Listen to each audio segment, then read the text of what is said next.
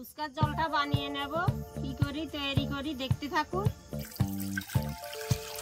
নিয়ে নিচ্ছি তেঁতুল, নিয়ে নিচ্ছি ধনে পাতা আর কাঁচা লঙ্কা বাটা, দেবো জলজিরা,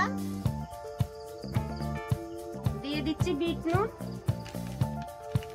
দিয়ে দিচ্ছি গন্ধরাজ লেবুর পাতা,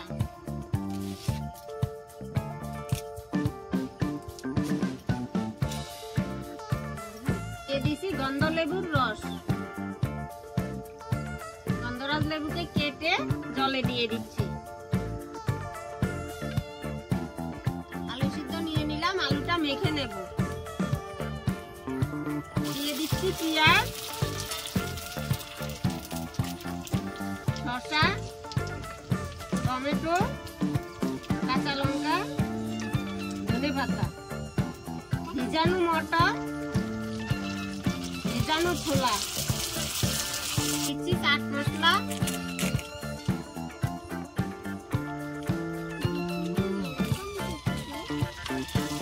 ভেজে